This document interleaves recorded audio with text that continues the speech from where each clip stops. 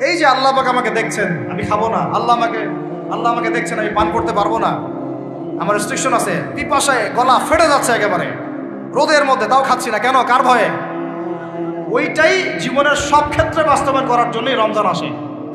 হাদিসের মধ্যে নবীজি বলেছেন যে ব্যক্তি রোজা রেখে অন্যায় কাজ ছাড়তে পারলো না, মানে আল্লাহর মাআসিয়াত ছাড়তে পারলো না, এই যে কাবায়ের ফাওয়াহিশ এগুলো ছাড়তে পারলো না, অশ্লীলতা ছাড়তে পারলো না, মিথ্যা ছাড়তে পারলো না, বেহায়াপনা ছাড়তে পারলো না, তার না খেয়ে থাকায়, পানি না পান করায় আল্লাহর কিচ্ছু যায় আসে না। আজকে একটা গুরুত্বপূর্ণ বিষয় আপনাদের সাথে কথা বলবো ইনশাআল্লাহ।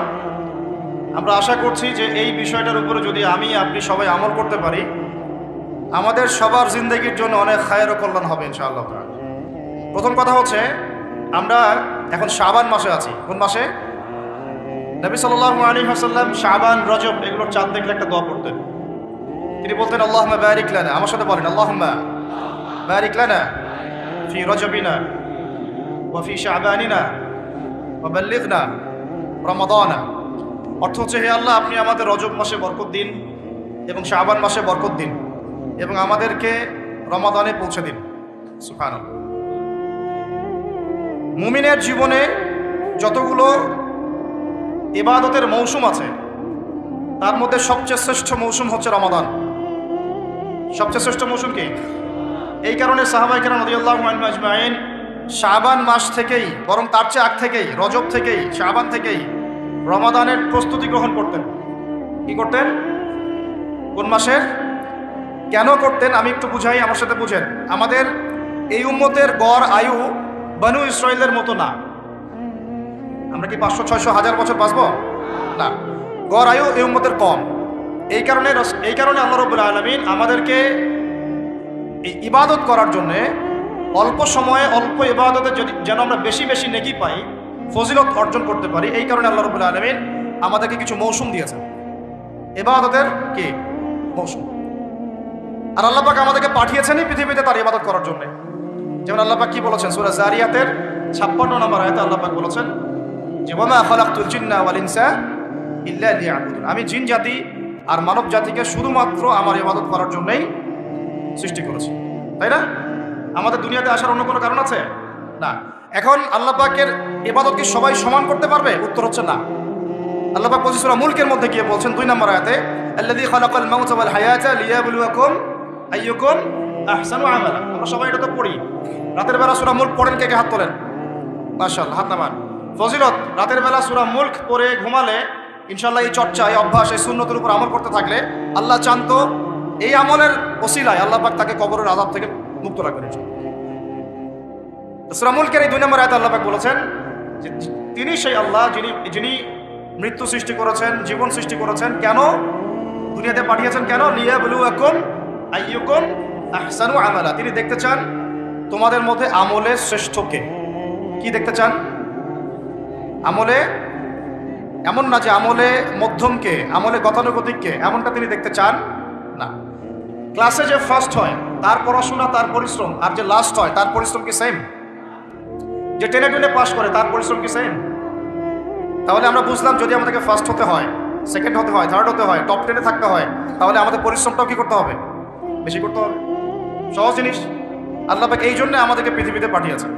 আল্লাহ পাক দেখতে চান না কে জুমার নামাজ পড়ে, কে শুধু ঈদের নামাজ পড়ে, কে শুধু নামাজও পড়ে আবার সুদও খায়, ঠিক আছে, কে আবার নামাজও পড়ে আবার মাদকও খায়, কে এদিকে ইসলামের জন্য মাহফিলের মধ্যে পরিশ্রম করতেছে আবার ওইদিকে মেয়ের সাথে জেনাও করে। আল্লাহ পাক এগুলো দেখতে চান না। আল্লাহ পাক দেখতে চান আমলের মধ্যে শ্রেষ্ঠ কে, কে সবচেয়ে ভালো। তো সবচেয়ে ভালো হতে হলে কি ফর্মুলা? পরিশ্রম বেশি করতে হবে, তাই না? পরিশ্রম বেশি করতে হবে, অন্যদের চেয়ে বেশি অ্যাক্টিভ থাকতে হবে, বুঝতে হবে বেশি, কাজ করতে হবে বেশি, ত্যাগ করতে হবে বেশি, সবর করতে হবে বেশি, তাই না? একই বিষয়ে জীবনে সফল হওয়ার জন্যও, একই বিষয়ে দুনিয়ায় সফল হওয়ার জন্যও, একই ফিলোসফি পরকালে সফল হওয়ার জন্য। কথা ঠিক আছে? এখন আমাদের জীবনে একটা গন্তব্য আছে। গন্তব্যটা কি? আমার সাথে বলি, জান্নাত। গন্তব্য কি?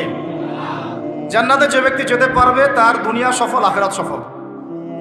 যে ব্যক্তি যেতে পারবে না তার দুনিয়াও বরবাদ, আখিরাতও বরবাদ। দুনিয়াতে নাম, যশ, খ্যাতি, টাকা, সম্পদ, পদ, রাষ্ট্রীয় ক্ষমতা ইত্যাদি থাকতে পারে, যদি সে ব্যক্তি পরকালে পুলসিরাত পার হতে না পারে সে সফল নয়, সে সফল নয়। কথা ঠিক আছে? এখন মনে করেন পৃথিবীর সবচেয়ে প্রতাপশালী একজন মানুষ ছিল ফেরাউন। কি নাম ছিল? সে কি পরকালে সফল? ফেরাউনের একার যে পরিমাণ পলিটিক্যাল পাওয়ার ছিল, এখন এই জাতিসংঘেরও সেই পলিটিক্যাল পাওয়ার নাই। বুঝতে পারেন কথা কি? এখন কি সে সফল? কেন সফল না? কারণ দুনিয়ার জীবনে সে আল্লাহর হুকুম মানে নাই, এই পরীক্ষায় সে ফেল করছে। একই বিষয় এখানে অনেকের অনেক বড় বড় সম্পত্তি থাকতে পারে, ক্ষমতা থাকতে পারে, ঈমান আমল এবং ইসলাম ঠিক না থাকে, সে দুনিয়াতেও সফল না, পরকালেও সফল। ফালা ইয়াগুররান্নাকা তাকাল্লুবুল লাযিনা কাফারু ফিল বিলাদ, আল্লাহ বলেছেন কাফেরদের এই দৌরত্ব আধিপত্য তোমাদেরকে যেন প্রতারিত না করে। সাল্লাল্লাহু আলাইহি ওয়াসাল্লাম। এখন কারুনের কথা আপনারা জানেন, কারুনের সম্পদ বেশি না আমাদের সম্পদ বেশি? বলেন। কারুনের সম্পদ বহন করার জন্যে একটা দল, মানে একটা গ্রুপ, এই ধরেন ভলেন্টিয়ার একটা গ্রুপ আছে, এখানে 100 জন ধরেন, একটা গ্রুপ অফ পিপল কারুনের সম্পদ রাখার চাবিগুলো পিঠের মধ্যে করে নিয়ে ঘুরে বেড়াইত। তার সিন্ধুকের তালা, সিন্ধুকের যে তালা, ওটা চাবি, এই চাবিটা নিয়ে, এই চাবিগুলো নিয়ে ঘুরে বেড়াইতো একটা দল মানুষ, একদল মানুষ। তাহলে সম্পদ বুঝতে পারেন কত বেশি? ওর বেশি সম্পদ না আমাদের বেশি সম্পদ? কার বেশি সম্পদ? তাহলে এখন কারুন কি পরকালে সফল? তাহলে আলটিমেটলি কি সে সফল হতে পারলো? বুঝতে পারছেন কথা? তাহলে সফলতার সংজ্ঞা কি? সাফল্যের সংজ্ঞা কি? What is the definition of success? সাকসেসের সংজ্ঞা কি? ডেফিনেশন কি? যে ব্যক্তি পরকালে সফল হবে, জান্নাতে যেতে পারবে, নবীর সুপারিশ পাবে, হাউজে কাউসারের পানি পাবে, আল্লাহ পাক তাকে মাফ করে দিবেন, জান্নাতে ঢুকবে, জাহান্নাম থেকে বাঁচবে, একমাত্র সে সফল, আর কেউ সফল না। এই জন্য আল্লাহ রাব্বুল আলামিন আমাদেরকে দুনিয়া পাঠিয়েছেন। আর আমাদের যেহেতু বনু ইসরাইলের মধ্যে এত লম্বা হায়াত নাই, এই কারণে আল্লাহ রাব্বুল আলামিন আমাদেরকে আমলের, ইবাদতের কিছু মৌসুম দিয়েছেন। কি দিয়েছেন? মৌসুম। যেমন লাইলাতুল কদর, এক রাতের ইবাদত আপনার 1000 মাসের যুক্ত। আপনারা তো সূরাটা জানেন, ইন্না আনজালনাহু ফি লাইলাতুল কদর ওয়া মা আদরাকা মা লাইলাতুল কদর, লাইলাতুল কদরি খায়রুম মিন আলফি শাহর, লাইলাতুল কদর খায়রুম উত্তম মিন আলফি শাহর, 1000 মাসের চেয়ে। এটা ক্যালকুলেটর দিয়ে 12 দিয়ে ভাগ করার দরকার নাই। আল্লাহ পাকের, আল্লাহ রাব্বুল আলামিন যখন এই ধরনের কোনো শব্দ বলেন, এর মানে হচ্ছে অফুরন্ত নেকি দেওয়া। অফুরন্ত মানে এমন না যে 83 বছর এত মাস, এই ক্যালকুলেট করার দরকার নাই। এটা অনেকে করেন। যেমন একটা হাদিসে আসছে, নবী সাল্লাল্লাহু আলাইহি ওয়াসাল্লাম বলেছেন, এই উম্মত ভাগ হবে 73 দলে, বনু ইসরাইল ভাগ হয়েছিল 72 দলে। হাদিস জানেন না? কুল্লুহুম ফিন্নার, সবগুলো জাহান্নামে যাবে, ইল্লা মিল্লাতান ওয়াহিদা, একটা মিল্লাত বাদ দিয়ে। দিলা বলা হচ্ছে, মান হিয়া ইয়া রাসূলুল্লাহ, ইয়া আল্লাহর রাসূল বলেন সাল্লাল্লাহু আলাইহি ওয়াসাল্লাম, তারা কারা? নবীজি বলছেন সাল্লাল্লাহু আলাইহি ওয়াসাল্লাম, মান আলাইহি ওয়া আসহাবি আল ইয়াউমা, আজকের দিনে আমি আর আমার সাহাবীরা যার উপরে আছে। আর ওই 1400 বছর আগে আমি আর আমার সাহাবীরা যার উপরে আছে, আমি আর আমার সাহাবীরা যার উপরে আছি, মানে সাহাবীরা হচ্ছে মানদণ্ড। সাহাবীদের আমল, তাদের আকীদা, তাদের মানহাজ, তাদের মাযহাব, তাদের বুঝ, এগুলোকে ডিঙিয়ে আমার সামনে যাওয়া যাবে না। বুঝতে পারতেছি কিনা? মূল টপিকটা কি বললাম ভাই? আল্লাহ পাক আমাদেরকে এই দুনিয়াতে পাঠিয়েছেন তার ইবাদত করার জন্য, ইবাদতের জন্য কিছু মৌসুম দিয়েছেন। তার মধ্যে অন্যতম একটা হচ্ছে রমাদান মাস। যেমন আমি এক্সাম্পল দিচ্ছিলাম, লাইলাতুল কদর খায়রুম মিন আলফি শাহর, 1000 মাসের চেয়ে কি উত্তম। একটা হাদিস বলছিলাম যে এগুলা, এই ধরনের শব্দগুলো যেটা বলা হয় যে আমরা ভাগ হয়ে যাব 73 দলে, বনু ইসরাইল ভাগ হয়েছিল 72 দলে, এর মানে এক্স্যাক্টলি 72, এক্স্যাক্টলি 73 না। বাংলাদেশে আপনি 100টার বেশি ইসলামিক দল পাবেন না? তাহলে এখানে 73 শব্দের অর্থ হচ্ছে বেশি, অর্থ কি? সংখ্যা আধিক্য বোঝানো হচ্ছে এখানে। এইরকম করেই লাইলাতুল কদর যে 1000 মাসের চেয়ে উত্তম, এর মানে এই নয় যে এটাতে এভাবে 1000 দিয়ে গুণ করতে হবে, মানে 12 দিয়ে ভাগ করতে হবে 1000কে, ব্যাপারটা এমন না। এটা হচ্ছে আল্লাহ পাকের প্রশস্ততা, আল্লাহ পাক যত ইচ্ছা বাড়াই দিবেন ইনশাআল্লাহ। এখন লাইলাতুল কদর যেমন একটা মৌসুম, রমাদান একটা মৌসুম, শবে বরাতের 15ই শাবান এটা একটা মৌসুম, আপনার জিলহজের প্রথম দশক একটা মৌসুম, হজের সময়গুলো একটা মৌসুম, এরকম করে আমলের কিছু মৌসুম আছে, কি আছে? সিজন আছে। সবচেয়ে সেরা সিজনটা হচ্ছে রমাদান। কি বলেন? আরেকটা প্রশ্ন এখানে উঠে আসবে যে রমাদান মাসটা কেন সবচেয়ে শ্রেষ্ঠ? এর উত্তরটাও কোরআনে আছে, সূরা বাকারার প্রথম দিকে, সূরা বাকারার 2য় পারার দিকে আছে। আল্লাহ পাক বলেছেন, বা'দা আউযু বিল্লাহি মিনাশ শাইতানির রাজীম, শাহরু রমাদানাল্লাযী উনজিলা ফীহিল কুরআন। রমাদান সেই মাস যে মাসে কি নাজিল করা হয়েছে? রমাদান মাসে কি নাজিল করা হয়েছে? এই কারণেই রমাদান মাসটা শ্রেষ্ঠ। এই কারণে কি রমাদান মাসটা শ্রেষ্ঠ। আর এই রমাদান মাসের আবার শেষ দশকে বেজর 5টা রাত পাওয়া যায়, 21, 23, 25, 27, 29। এর মধ্যে কোনো একটা রাত হচ্ছে লাইলাতুল কদর, কোনো একটা রাত। ওই রাতে আল্লাহ রাব্বুল আলামিন নাজিল করেছেন আল কোরআনুল কারীম। এখন আমাদের জীবনের যতগুলো সময় আমরা অলরেডি নষ্ট করে ফেলেছি। অনেকের বয়স এখানে 25, 30, 40, 50 ইত্যাদি, তাই না? অনেক সময় দেখা গেছে 10, 15 বছর, 20 বছর আপনি দিনের বুঝেই ছিল না। এমন হয় নাই? হয় নাই? বহু মানুষ দেখা গেছে এখনো দিন বুঝেন না, বয়স 40, 50 হয়ে গেছে। এখন যদি একজন ব্যক্তির হায়াত থাকে 70 বছর, তাহলে তো আমল করার জন্য বাকি আছে 20 বছর। আর শেষের হয়তো 5 বছর সে আমল করতে পারবে না এত অ্যাক্টিভলি। শেষের বয়সগুলো কি হয়? মানুষ দুর্বল থাকে, দুর্বলতা ফিল করে, বিভিন্ন রোগ ব্যাধি বাসা বাঁধে, স্বাভাবিক। তাহলে আমাদের সবচেয়ে গোল্ডেন টাইম যৌবনকাল কোনটাটাই বলেন? যৌবনকাল বলতে কতটুকু ধরেন? 15 থেকে 40 বা 45, 50 হাইয়েস্ট, বা 20 থেকে 40।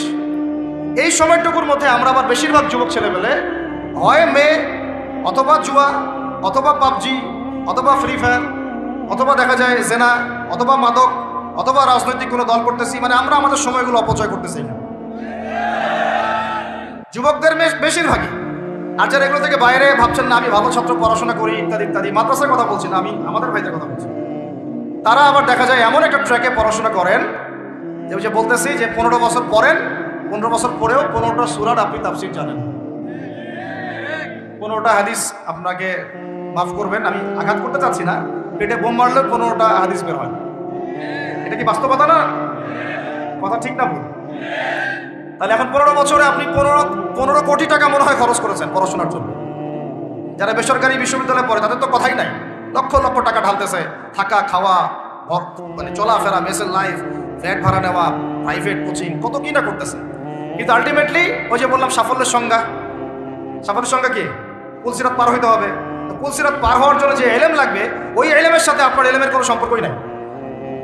এখন আবার আপনার এলেমের সম্পর্ক হয়ে গেছে শরীফার সাথে। তো এগুলো দিয়ে কিভাবে পার পাওয়া যাবে সেটা আপনারাই ভাবেন, আমি বেশি বলতে চাচ্ছি না।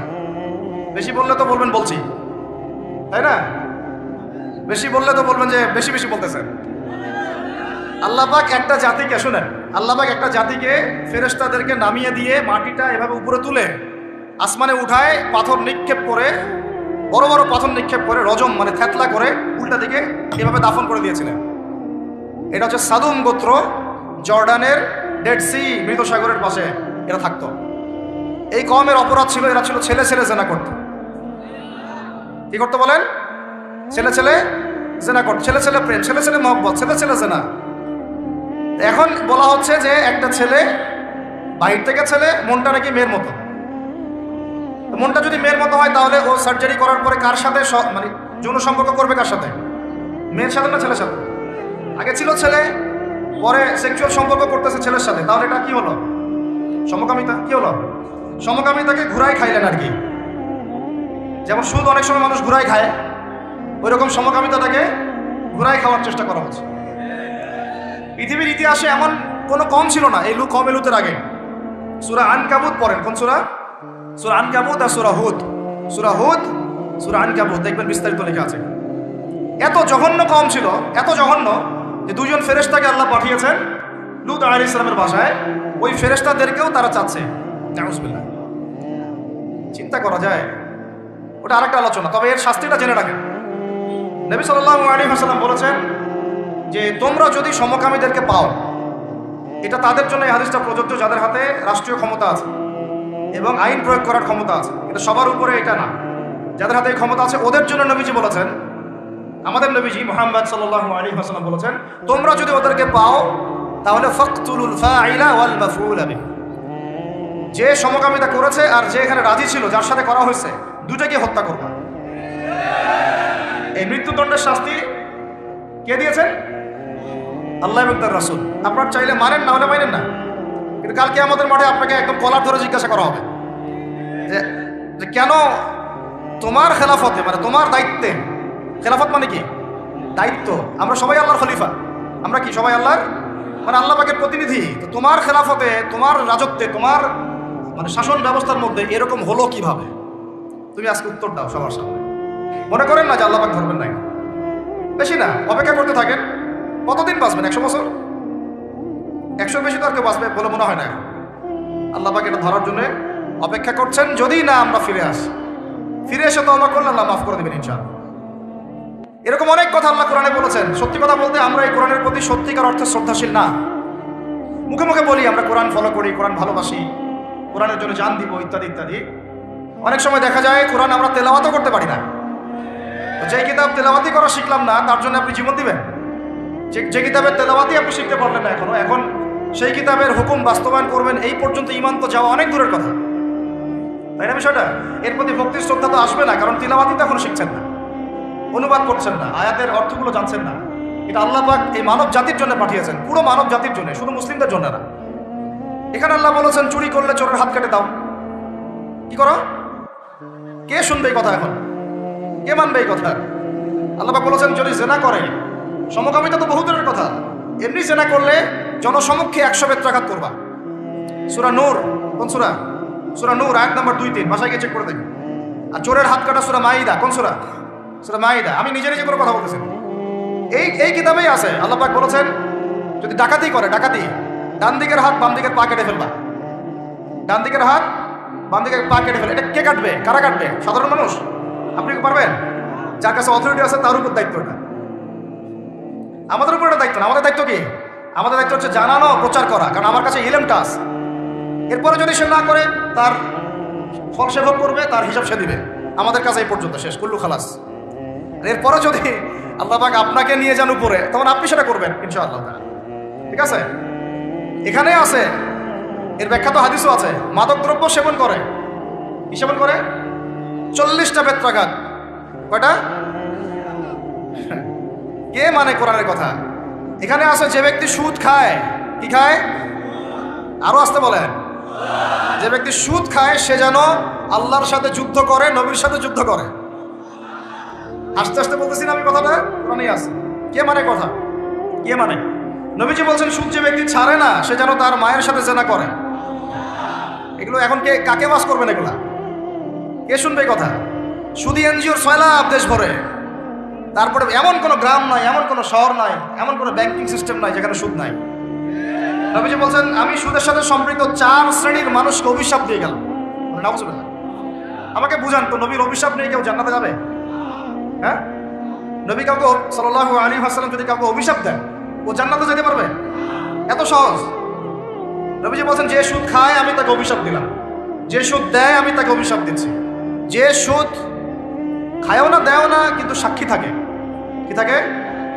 আমি তাকে অভিশাপ দিচ্ছি। আর যে ব্যক্তি সাক্ষীও থাকে না কিন্তু লিখে রাখে, আমি তাকেও। বলেন তো এর মধ্যে পড়লো কিনা? পুরো সিস্টেমটা পড়ে নাই? আরো আছে। এই যে মেয়েরা কি শুনতে পারতেছে?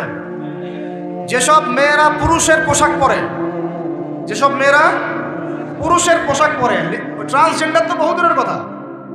ট্রান্সজেন্ডার মানে তো লিঙ্গ পরিবর্তন করতেছে, তাই না? ওর মনটা নাকি মেয়ে মেয়ে করে, মনটা নাকি ছেলে ছেলে করে। যাদের মনটা মেয়ে মেয়ে করে ওরা না হয় পুরুষাঙ্গ কাটে ফেলাই দিল, আর যাদের মনটা ছেলে ছেলে করে ওরা কি করবে? আর চিন্তা করেন, চিন্তা করেন জাহেলিয়াতের কোন জায়গাটাতে আসছে, চিন্তা করছেন? আমি এমনি এমনি বলি না, এটা আবু জাহেলের যুগ। কার যুগ? শোনেন, আবু জাহেলের যুগে এরকম জেনা বেশি ছিল। পর্নোগ্রাফি তখন ছিল না, ব্যভিচার বেশি ছিল, জুয়া বেশি ছিল, মাদক বেশি ছিল, গোত্রীয় হানাহানি মারামারি ছিল, শিরক ছিল, সুদ ছিল। এই যুগের নাম হলো আইয়ামে জাহিলিয়াত। ওই যুগটা হচ্ছে আবু জাহেলের যুগ। এখন এগুলোর কোনটা নাই? এখন আমাদের সমাজের কথা বাদ দেন, পুরো বিশ্বের দিকে তাকান, পুরো বিশ্বের দিকে বড় করে চিন্তা করেন। বিশ্বের মধ্যে এগুলোতে ভর্তি না এখন? এটা হচ্ছে এগিয়ে যাওয়ার বিশ্ব বলে। আগাচ্ছে এরা কিয়ামতের দিকে। কোন দিকে? ধ্বংসের দিকে, কিয়ামতের দিকে, যদি না ফিরে আসে, যদি না ফিরে আসে। আল্লাহ পাক বলেছেন ফাযাক্কির, তুমি উপদেশ দাও, ইন নাফআতিয যিকর, যদি উপদেশ কাজে আসে, সায়াযাক্কারু মান ইয়াখশা, যে আল্লাহকে ভয় করে দ্রুত ফিরে আসবে ইনশাআল্লাহ। আল্লাহকে যারা ভয় করি আমরা ফিরে আসবো না ইনশাআল্লাহ। লাস্তা আলাইহিম বিমুসাইতির, তুমি কারো প্রতি দারোগা নও। আমরা কারো প্রতি কি নই? দারোগা নই। আমাদের কাজ কি? বাল্লিগু আন্নী ওয়ালাউ, প্রচার করো, একটা আয়াত যদি যান ব্যাস। এরপর যদি না মানেন আপনার প্রস্তুতি আপনি গ্রহণ করেন। এখন বলতে চাচ্ছিলাম, দেখেন ট্রান্সজেন্ডার বহু দূরের কথা, নবীজি বলেছেন সাল্লাল্লাহু আলাইহি ওয়াসাল্লাম, কোনো মেয়ে যদি ছেলের পোশাকও পরে, মানে ছেলের মতো শার্ট, ছেলের মতো প্যান্ট জিন্স গেঞ্জি টি শার্ট, নাউজুবিল্লাহ, তাহলে নবীজি বলছেন ওই মেয়ের উপরে আমার অভিশাপ। এগুলো নিয়ে বললে তো অনেক কথা। মাদকদ্রব্য প্রস্তুতকারী বা মাদকদ্রব্যের সাথে সংশ্লিষ্ট 10 শ্রেণীর মানুষকে একই পাপের কাতারভুক্ত করা হয়েছে। যে খায়, যে খাওয়ায়, যে পরিবেশন করে, যে বানায়, এভাবে একটা তালিকা আছে। কে বুঝাবে? এখনকার আমাদের সমাজে এগুলো মূল সমস্যা না? এই সমস্যাগুলো হতে পারে কারণ আমরা মানুষ, কবিরা গুনাহ হতে পারে। এর উপর অটল থাকলে পরে আল্লাহর গজব নেমে আসবে। কি নেমে আসবে? গজব নেমে আসবে। আল্লাহ পাকের গজব যে কয়েকটা বড় বড় পাপের কারণে আসে সেগুলো হচ্ছে, আমার সাথে বলেন, শিরক। 2 নম্বর হচ্ছে অহংকার। 3 নম্বর হচ্ছে কুফরি। 4 নম্বর জিনা। 5 নম্বর বেহায়াপনা। আর 6 নম্বর সমকামিতা। আরেকটা হচ্ছে গান বাজনা, বাদ্যযন্ত্র। গান বাজনা, বাদ্যযন্ত্র, এগুলো যখন সমাজে প্রকট আকার ধারণ করে তখন আল্লাহর গজব নেমে আসে। আমাকে বলেন এখন এগুলো আমাদের মধ্যে আছে না নাই? কম কম। এখন কথা হচ্ছে এগুলো থেকে মানুষকে ফেরানোর জন্য আল্লাহ রাব্বুল আলামিন একটা বিষয় খেয়াল করেন না, যে যখন সূর্য ডুবে যায় তখন পাখিগুলো কি করে বলেন? বাসায় ফিরে যায় না? মানে দিন শেষ, সূর্য ডুবে গেছে, এখন বাসায় ফিরতে হবে, তাই না? এভাবে আল্লাহ পাক রমাদান দিয়েছেন আমাদেরকে কেন জানেন? যাতে এই যে সারা বছর আমরা এদিক ওদিকে ছোটাছুটি করে দূরে সরে গেছি না, এখন কাছে আসো, ঘরে আসো, আল্লাহর কাছে আসো। রমজান মাসে কোথায় আসো? আল্লাহর কাছে আসো। এখন আল্লাহর কাছে আসতে হলে আপনার প্রিপারেশন লাগবে না? আমি আপনাদেরকে আজকে 15টা পয়েন্ট বলবো ইনশাআল্লাহ। বেশি বড় বড় করে না, জাস্ট সংক্ষিপ্ত করে 15টা পয়েন্ট। এই পয়েন্টগুলো আমাদেরকে রমাজানের আগেই নিজের মাথায় ঢুকাইতে হবে। পাক্কা নিয়াত করতে হবে আল্লাহ পাক যেন আমাকেও তৌফিক দেন, আপনাদের সবাইকে তৌফিক দেন। তো আমি যেটা বলছিলাম ভাই, আমাদের আগে ইলম শিখতে হবে, আমল বাড়াইতে হবে, ওলামা কিরামের সোহবত লাগবে, আর রিজিক হালাল করতে হবে। কি করতে হবে? কোন অবস্থায় সুদ ঘুষ হারাম দুর্নীতির সামনেও যাবেন। যদি যান আপনি পরকালে পস্তাবেন, আর কিছু বলার নেই আমার। যদি যান তাহলে আপনি দুনিয়াতেও পস্তাবেন, পরকালে পস্তাবেন। আল্লাহ পাক আপনাকে হেফাজত করে না। আমি বের হয়ে আসেন, নিয়াত করেন, রিজিকের মালিক আল্লাহ। আর রাজ্জাক কে? কে আর রাজ্জাক? এই সাগরের নিচে যে মাছগুলো থাকে লক্ষ লক্ষ কোটি কোটি, কোনোদিন সুদ খায়? ঘুষ খায়? জুলুম করে? ওদেরকে কে খাওয়ায়? এই জমিনে যত প্রাণী আছে চাকরি বাকরি করে, কখনো ব্যবসা করে? কিছুই তো করে না। কে খাওয়ায়? তা আমাকে সুদি খাওয়া লাগলো? আমাকে রিজিকের জন্য সুদি খাওয়া লাগলো? হ্যাঁ, আমাকে খুশি খাওয়া, আমাকেই খাওয়া লাগলো? আমাকেই দুর্নীতি করতে হলো? আল্লাহ পাক আমাদেরকে বুঝ দান করেন। আমি রিজিক আল্লাহ পাক দিবেন। যদি আপনি হারামে চান তখন হারামেই পাবেন, হালালে চাইলে আল্লাহ পাক হালাল রাস্তা বের করে দিবেন ইনশাআল্লাহ। এগুলো আমাদের কাজ ভাই। একদিন 2 দিনের মাহফিল করে আমরা সব কায়েম করতে পারবো না। তারপরে আমাদের পরিবারের আদর্শ ঠিক করতে হবে, পরিবারের মেয়েদেরকে পর্দায় রাখতে হবে, সবাইকে সৎ কাজে আদেশ করতে হবে, অন্যায় কি করতে হবে? নিষেধ করতে হবে, দাওয়াতের কাজ করতে হবে, আলেমদের সোহবতে থাকতে হবে, উম্মাকে ঐক্যবদ্ধ করার চেষ্টা করতে হবে। তারপরে ইনশাআল্লাহ দিনের জন্য কিছু করা যাবে। ঠিক আছে কথা? আল্লাহ পাক আমাদেরকে বোঝার তৌফিক দান করেন।